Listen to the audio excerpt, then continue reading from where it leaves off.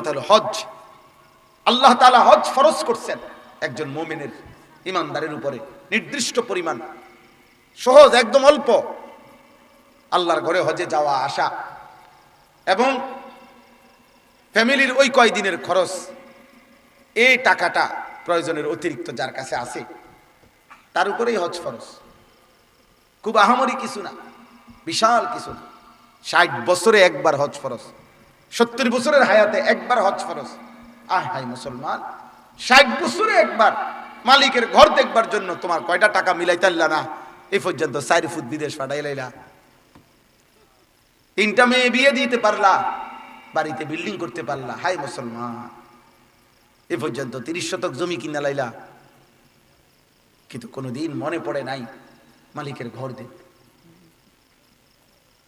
মালিকের ঘর দেখবে, আল্লাহর ঘর দেখার কথা মনে পড়ে। আমি একটা উদাহরণ বলি, একটা উদাহরণ আপনারা বুঝেন, একটা উদাহরণ শুধু বলি।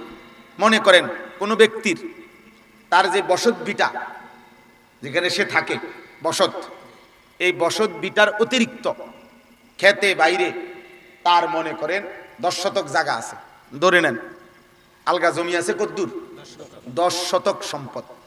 এখন এই 10 শতক জায়গা এর কিছু অংশ যদি বিক্রি করে, তাহলে হজের যাওয়া আসার যে টাকাটা এবং ওই কয়দিন ওনার যে ফ্যামিলি আছে, এই ফ্যামিলির যে স্বাভাবিক খরচ এটা হবে, এবং বাকি যে টুক সম্পত্তি আছে এটুকু দিয়েও উনি হজের থেকে ফিরে আসলে ওনার ফ্যামিলি উনি চালাইতে পারবে, ওই এই বাকি জমিটুকু দিয়া, ওইটার উপার্জন দিয়েই। আচ্ছা, আরো ভাঙ্গা বলি, মনে করেন 10 শতক জায়গা, তো 10 শতক জায়গার মধ্যে 3 শতক জায়গা এখন সর্বনিম্ন মানে স্বাভাবিকভাবে এখন বর্তমানে সর্বোচ্চ যদি 6 লাখ টাকা হয়, স্বাভাবিক মধ্যম মানের যে কোনো কারো পক্ষে হজে যাওয়া সম্ভব। তাহলে কত? 6 লাখ, আমি ধরলাম 6.5 লাখ, তো 6.5 লক্ষ টাকা ধরেন। আর ফ্যামিলি 1.5 মাস, সর্বোচ্চ 45 দিন থাকে ওইখানে, আসা যাওয়া সহ মক্কা মদিনা মিলাইয়া প্যাকেজেই 45 দিন 43 দিনের, তো 45, 1.5 মাস। তো 1.5 মাসে আপনার ফ্যামিলির বাজার খরচ, ওষুধপত্র, নিত্য প্রয়োজনীয় জিনিসের খরচ ধরেন আরো 1.5 লাখ, ধরে নিলাম 1.5 লক্ষ টাকা লাগবে মনে করেন। তো কত হইলো? 6.5 আর 1.5 লাখে কত? 8 লাখ। বুঝছেন না আমার হিসাবটা? এবার ওই 10 শতক জমির মধ্যে 3 শতক জমি বিক্রি করিলে মনে করেন 3 তিরিকা 9 লাখ, 4 শতক বিক্রি করিলে 4 দুগুণে 8 লাখ, এরকম ধরে নেন। হয় 2 লাখ টাকা শতক, 3 লাখ টাকা শতক, আমি ধরলাম আর কি একটা হিসাব। তাহলে এই লোকটি যদি 3 শতক জায়গা বিক্রি করে, 4 শতক জায়গা বিক্রি করে, তাহলে ওনার হজে যাওয়া আসা এবং ফ্যামিলির এই 1.5 মাসের খরচ হবে কিনা? ওই এই দামে ধরলাম আমি। আচ্ছা, এরপরে আরো রয়েছে 6 শতক জায়গা, 7 শতক জায়গা। এই পৃথিবীতে ওনার আর কোনো বাজার নাই, ব্যবসা নাই, দোকান নাই, কিচ্ছু নাই ধরেন, শুধু আর এই 6 শতক জমি। আইয়া সারিলে উনি ইচ্ছা করলে এই 6 শতক জমিতে যে পরিমাণ ফসল হয় ওনার ফ্যামিলি চলবে ধরেন। যদি এটুকু হয়, আর কিচ্ছু নাই, ফুট বিদেশ নাই, আর কোনো দোকান নাই, ব্যবসা নাই, চাকরি নাই, কিচ্ছু নাই কামাই, শুধু এটুকু জমি আছে আলগা বসতের অতিরিক্ত, যেখান থেকে কিছু বিক্রি করলে হজ্জের টাকা এবং 1.5 মাসের এই ফ্যামিলির টাকা হবে। আর আসার পরে এই জমি দিয়ে ইচ্ছা করলে বাকিটা দিয়া ফ্যামিলির সংসার চালাইতে পারবে। বিশ্বাস করেন, এখানে ওলামায়ে কেরাম আছে, এই মুসলমানের উপরে হজ ফরজ, 100 ফরজ, 100 ফরজ। এই মুসলমান, এই বুড়া মিয়া যদি, এই মুসলমান যদি হজ না করে মৃত্যুবরণ করে, তা আল্লাহর নবী বলছে আমি জানি না হয় ইহুদি মরছে নয় খ্রিস্টান মরেছে। এখন বলেন তো আমাদের বাংলাদেশে একটু কল্পনা করেন তো কি পরিমাণ মুসলমানের উপরে হজ ফরজ? কথা কয় না, বুঝছেননি? আন্দাজ আসেনি? খবর আসেনি? কোনো খবর আছে? সেদিনও তো মসজিদে 100 টাকা দিছি, বুঝেন না? কইলে কব এটা? হ্যাঁ, গত সপ্তাহে তো হুজুরে যেই বিরক্ত শুরু করছে, শেষ পর্যন্ত কইলাম যা, টিয়া পয়সার মায়া করে আর লাভ নাই। বেশি বিরক্ত শুরু করেছে। হুজুর এতবার কয় একটা কথা না দিয়ে কেমনে পারি, দেশে দিছি দিছে মসজিদে 100 টাকা দিয়ে দিছে। আল্লাহু আকবার। ওনার পূর্বপুরুষ, ওনার বংশধরের মধ্যে তো মনে হয় কেউ এত টাকা দিছে না। কত বড় কাম করে লাইছেন আপনি। এই 100 টাকার সাথে আপনি হজ মওকুফ করে লাইলেন, এই 100 টাকা দিয়ে আপনি যাকাত মওকুফ করে ফেললেন। আল্লাহ আমাদেরকে বুঝ দান করে। তাহলে এই জন্য আপনাদের প্রত্যেকের কাছে অনুরোধ, আপনারা আপনাদের সম্পত্তি যারা উপার্জন করেন, প্রবাসী অনেক লোক আছে, দেশের আছে, অনেক মা বোন আছে যাদের কাছে স্বর্ণ আছে, রূপাও আছে, অথবা যাদের কাছে কিছু স্বর্ণও আছে, কিছু জমা টাকাও আছে। এই জাতীয় অসংখ্য মহিলাদের উপরে হজ ফরজ, কোরবানি ফরজ। এই মহিলাদের হিসাব করা, ওনার সম্পত্তি উনি জানাইতে হবে। কোন আলেমে দ্বীনের কাছে তিনি জানাবে যে আমার সম্পত্তি আছে 2 ভরি, আরে স্বর্ণ, আমার কাছে টাকা আছে 20,000। এমন অসংখ্য মহিলাদের উপরে কোরবানি ওয়াজিব। কোরবানির দিন 3 দিন, প্রথম দিন সুবহে সাদিক থেকে নিয়ে এসো, তৃতীয় দিন মাগরিব পর্যন্ত যার কাছেই আপনার 52.5 তোলা রূপা সমপরিমাণ টাকা অতিরিক্ত আছে, আসবে, মনে করেন এবারে বাইতে আইছে ঈদ উপলক্ষে, আইয়া আপনার 3 লাখ পাওনার টাকা আগের দিয়ে দিছে ঈদের দিন বা ঈদের পরের দিন সকালবেলা, বুঝেন না ঈশা, এটা আপনার অতিরিক্ত টাকা এখন পাইলেন। আপনার উপরে এই 52.5 ভরি রূপার দাম যদি হয় এই 3 লাখ টাকা, তাইলে আপনার উপরে কোরবানি ওয়াজিব। আপনি এটা এই কোরবানি দিতে হবে। আর যদি না দিতে চান, এই টাকাটা বাড়ারে মাফ করে দিতে হবে। ভাই নিজ্ঞান, আপনি টেহা নিজ্ঞান, আমার নাহলে কোরবানি দেওয়া লাগবে। আপনি 3 লাখ টাকা আপনি দিয়া আমার 20,000 টাকা সেভ করলাম, এমন করলে হবে নি না। আল্লাহ তো দেখছেন, আল্লাহ কি দেখছেন কিনা বলেন। রাসূলুল্লাহ সাল্লাল্লাহু আলাইহি সাল্লাম বলে দিয়েছেন, তখনকার যুগে ছাগল বকরি হিসাব করে যাকাত দিত। এই হিসাবে যাতে যাকাত না আসে জন্য 2-1 জনে কৌশল বাইর করছিল। আপনার ছাগল কমায় লাইতো, 3-4 খানি কি করতো, এটা ছড়ায় রাখতো। হেনে 30টা, হেনে 40টা, হেনে 70টা, নাই আমার কাছে এতটি নাই, 150টা ছাগল একসাথে নাই, আসলে ওই 3-4 খানি থুই আইছে। নবী সাল্লাল্লাহু আলাইহি ওয়াসাল্লাম স্পষ্ট ভাবে নিষেধ করছে যাকাত থেকে বাঁচার জন্য তোমরা এমনটা কোনোভাবেই করো, এমনটা করো না। আমার ভাই, অনেক রাত হয়েছে, আপনারা কষ্ট করছেন, কিন্তু আপনাদের কাছে এই মৌসুম এখন হজ্জের মৌসুম, কোরবানির মৌসুম, এই জন্য বললাম। নবীজি বলছে যার সামর্থ্য আছে অথচ কোরবানি আদায় করে নাই, খোদার কসম নবী বলছে ফালা ইয়াকরাবান্না মুসাল্লানা, সে যেন আমাদের ঈদগাহে না আসে, সে যেন মুসলমানদের সাথে নামাজে না আসে।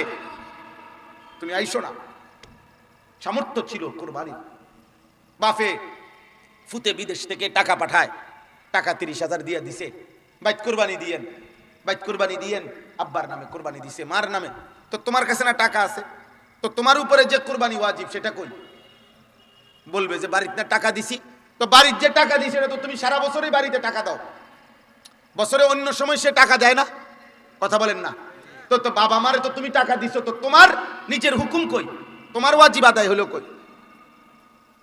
শহরে ছেলেটা চাকরি করে, বাজারে ব্যবসা করে, বিয়ে করে নাই বুঝলাম, একসাথে সংসার, কিন্তু তোমার তো উপার্জন আছে, তো তোমার ঈদের দিনের হিসাবে যদি 52.5 ভরি রূপার দাম সমপরিমাণ টাকা তোমার কাছে অতিরিক্ত থাকে, তোমার উপরে তো কোরবানি ওয়াজিব না। হাতে টাকা 10,000 হাতে দিছে, বড় মিয়া দিছে 15,000, মাইজা মিয়া দিছে 18,000, মিলাইয়া বাইত কোরবানি দিছে, এটি নিয়ে কোরবানি? কোরবানি বুঝি এমনি হয়? কোরবানি বুঝি ফ্যামিলি প্রতি একজন, কথা বলেন না কেন? কোরবানি মানে কি আমরা ঘরে একটা শরীক কোরবানি হইলেই হইলো, এটা নিয়ে কয় কোরবানি? যত জনের উপরে কোরবানি ওয়াজিব, মাথা পিছু প্রত্যেকের উপরে কোরবানি দিতে হবে। এটা তো ইবাদত, এটা তো গোশত না, এটা কি ইবাদত, এটা তো ইবাদত। আল্লাহ আমাদেরকে বুঝ দান করেন। অতএব আমরা আজকে আপনাদের কাছে সংক্ষেপে এই 3টা, এটা নফল না, এটা ফরজ এবং ওয়াজিব, যাকাত, হজ, কোরবানি, দয়া করে প্রত্যেক ছেলেদের মধ্যে যারা আছো উপার্জন করো, উপার্জন, চাকরি করো, ব্যবসা করো, ক্ষেত করো, বিদেশ থাকে, শহরে চাকরি করে, যাদের রোজগার আছে, রোজগার উপার্জন আছে, এমন প্রত্যেক মুসলমান আপনাদের কাছে অনুরোধ, আপনারা অবশ্যই অবশ্যই কোন নির্ভরযোগ্য আলেমের কাছে জিজ্ঞাসা করে নিবেন, বলে নিবেন যে হুজুর আমার এত টাকা আছে, আমার উপরে কোরবানি আসবে কিনা, বলেন ইনশাআল্লাহ। আমরা বললাম, আপনাদের কাছে অনুরোধ করলাম, এটা আমাদের দায়িত্ব, এটা আমাদের দায়িত্ব। আমার উপরে হজ ফরজ কিনা আপনি বলেন, কি এর হজ, অনফোলা বিয়ে দিয়ে সারছি না, মেয়ে বিয়ে দিয়ে সারছি না, এগুলো কোনো কথা না, এগুলোর সাথে কোনো হজ্জের বিধান নয়।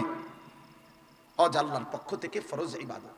নবীজি সাল্লাল্লাহু আলাইহি সাল্লাম বলছেন, তাবিউ বাইনাল হজ্জ ওয়াল উমরা, তোমরা পরপর হজ করতে থাকো, উমরা করতে থাকো। নবীজি ওয়াদা দিবেন, হজ করিলে উমরা করিলে, আল্লাহর কসম নবী বলছে, তোমাদের দারিদ্রতা, অভাব এবং গুনাহ এভাবে মুছে যাবে, মিটে যাবে, সরে যাবে, যেভাবে লোহা, স্বর্ণ, রৌপ্য আগুনের মধ্যে ঝংকার পুরাইবার জন্য আগুনে দিয়া যেমনে লোহার ঝংকার, স্বর্ণের খাদ যেভাবে পরিষ্কার করে, আল্লাহর নবী বলেন হজ এবং উমরা তোমাদের অভাব, দারিদ্রতা এবং গুনাহ এভাবে পরিষ্কার করে। ফাইন্নাহুমা ইয়ানফিয়ানি ফাকরা ওয়াদ দুনুব। নবীজি বলছেন, মা আমআরা হাজ্জুন কাত্তু, হাজি আল্লাহর ঘরে খরচ করে কোনোদিন ফকির হবে না, অভাবী হবে না।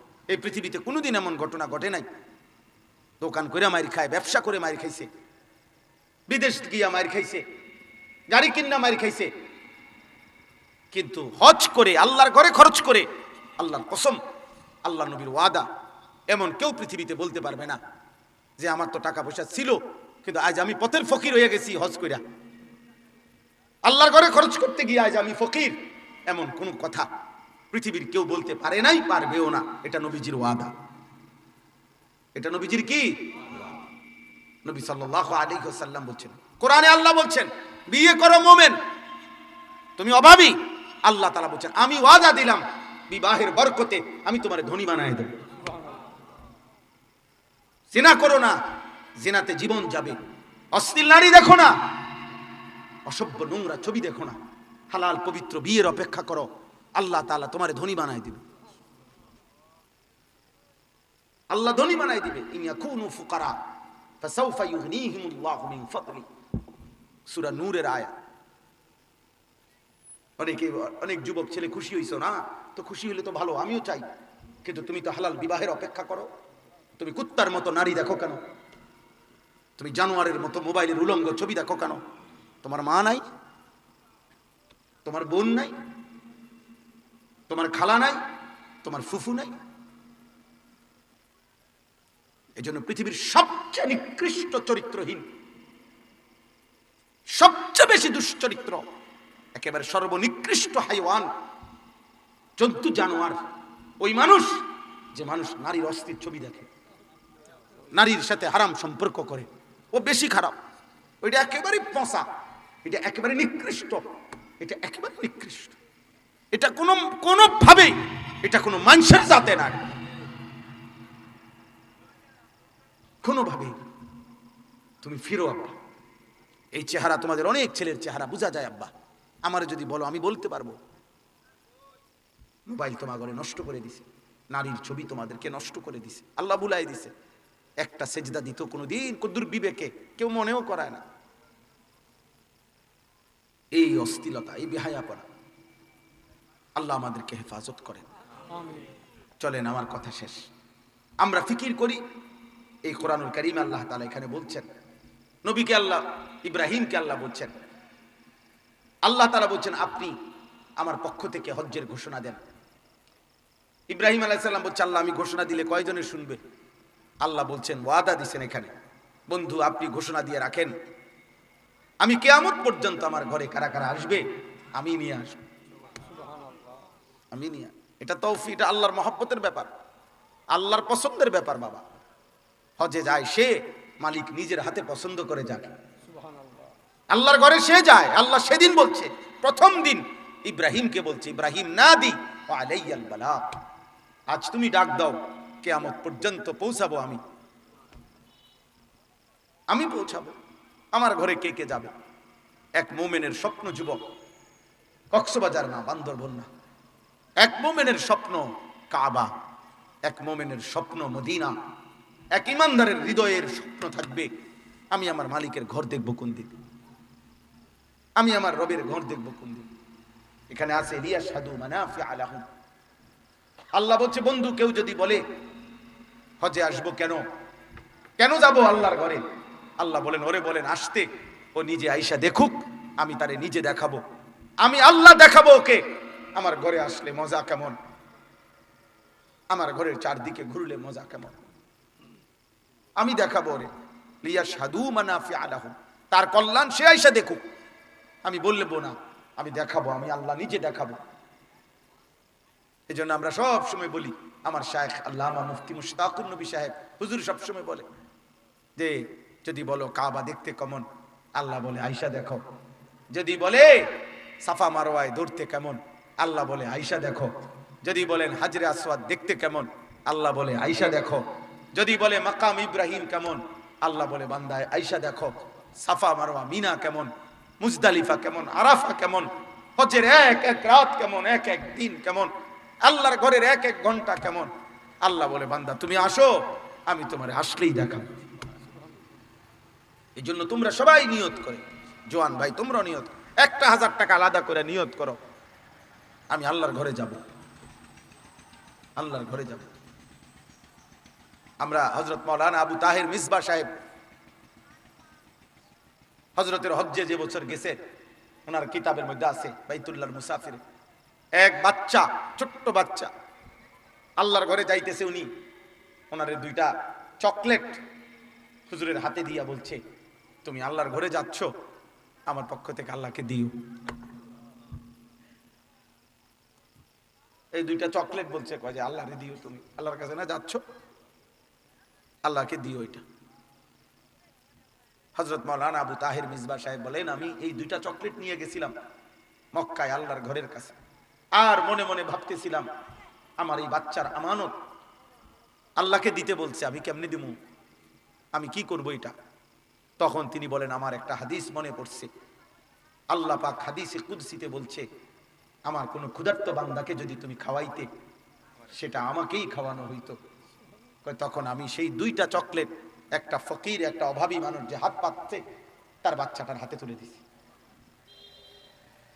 আমি বাচ্চার আমানত বুঝাই দিছি। এই জন্য আজকে এই রাত গভীরে চলেন নিয়ত করি আমরা আল্লাহর ঘর দেখবো ইনশাআল্লাহ, মদিনার রওজা দেখব। রাসূলুল্লাহ সাল্লাল্লাহু আলাইহি সাল্লামকে কতদিন থেকে আমরা ডাকি, কতবার নবীর নাম নিলাম, তিনি আছেন মদিনায়, ওনার কাছে গিয়ে দেখবো না আমরা? এই আকাঙ্ক্ষা যদি হৃদয়ে না থাকে, মোমেন কিসের, মোমেন কিসের? আমার এক পরিচিত মাওলানা, উনি গত বছর উমরার সফরে ওনারে আমি যখন নবীজির রওজার সামনে নিয়ে গেছি, দেখি সে কাঁদতেছে। পরে বাইরে হইয়া কইলাম কাঁদলি কেন? কাঁদতেছিলাম আর ভাবতেছিলাম যে হায় এতদিন কেন আসলাম না, কেন আসলাম না আপনার কাছে। এই জন্য আমরা প্রত্যেকে ইনশাআল্লাহ আল্লাহর ঘর দেখার নিয়ত করি, বলেন ইনশাআল্লাহ, বলেন ইনশাআল্লাহ। আল্লাহ সবাইকে তৌফিক দান করেন। কিশোর ভাই, যুবক ভাই, নামাজ পড়ো, আব্বার নিজের উপরে দয়া করো, তোমার ভালো তুমি করো। এই পৃথিবীর কেউর সময় নাই তোমার নিয়ে ব্যস্ত হওয়ার, তোমার ভাবনা তুমি ভাবো। এমন সুন্দর জীবন নারী ছবি দেখে নষ্ট করো না, এমন রাত এমন হায়াত আর ফিরবে না, নিজেরে বরবাদ করে দিও। আল্লাহ আমাদের সবাইকে তৌফিক দান করুন। এই মাদ্রাসাটা আল্লাহ তাআলা কবুল করে নেন। মাওলানা সাহেব বললেন ওনার আব্বারে দেখাইলেন, অনেক কষ্ট অনেক ভালোবাসা নিয়ে নতুন মাদ্রাসাটা শুরু করেছে, মুসলমানের মেয়েদেরকে দ্বীন শেখাবে। আল্লাহ তাআলা যেন শতভাগ পর্দা পুশিদার সাথে, তাকওয়ার সাথে, গুনাহমুক্ত পরিবেশে মাদ্রাসাটা আল্লাহ যেন কবুল করে নেয়, আল্লাহ যেন কবুল করেন। মাদ্রাসার অনেক জরুরত, মাদ্রাসার অনেক জরুরত থাকে। একটি নতুন মাদ্রাসা যেই করুক, আমার শায়েখ আল্লামা মুফতি মুশতাকুর নবী সাহেব বলে যে মাদ্রাসা মহল্লাবাসীর কাছে 3টা জিনিস চায়, যার মাধ্যমে হক মনে রাখেন আল্লাহর পক্ষ থেকে হয়েছে। কার পক্ষ থেকে? এই জমিনের মধ্যে একটা পাতা পড়ে না আল্লাহর ইচ্ছা ছাড়া। তো একটা মাদ্রাসা হয়ে যাবে আল্লাহর ইচ্ছা ছাড়া? তো মাদ্রাসা যার মাধ্যমে হোক, সকলের বাকিদের দায়িত্ব হলো 3টা। কয়টা? 1 দোয়া, দোয়া করা। 2 আতফাল, সন্তানকে পড়তে দেওয়া। 3 আমওয়াল, সাধ্যমতো কিছু দান সাদাকা করা, সাধ্যমতো যার যেটুকু সাধ্য। আমরা এসে শুনলাম মাদ্রাসার আইপিএস দরকার, প্রচন্ড গরম, গরমের মৌসুম আরো অনেক দিন থাকবে, মাদ্রাসার জন্য আইপিএস কিনবে। আপনাদের কাছে আমার অনুরোধ, প্রত্যেকে মহব্বতের সাথে, আন্তরিকতার সাথে আপনাদের পকেটে একটু হাত দেন, দিয়ে যেটুক সম্ভব হয় আপনারা মাদ্রাসার এই আইপিএস কেনার জন্য কিছু সহযোগিতা করেন। আর যদি কেউ বলেন যে ইনশাআল্লাহ আমি 5,000 টাকা দেবো হুজুর, 10,000 টাকা দেবো, 1,000 টাকা দেবো, আমার কাছে এখন নাই, আমি পরে দেব, তাহলে আপনি বলেন, ইনশাআল্লাহ লিখে রাখলে আপনি পৌঁছায় দিয়ে, সামর্থ্য থাকলেই দিলেন। যার মাধ্যমে হইল মুসলমানের মেয়ে দিন শিখবে, আপনার স্বভাব হইতে থাকে। কেউ না স্মরণ না করুক, কেউ মনে না করুক, আল্লাহ তো দেখবে, আল্লাহ তো দেখবে। এই জন্য আপনাদের কারো যদি সুযোগ থাকে, দয়া করে আপনারা বলেন যে আমি ইনশাআল্লাহ হুজুর 5,000 টাকা দেবো,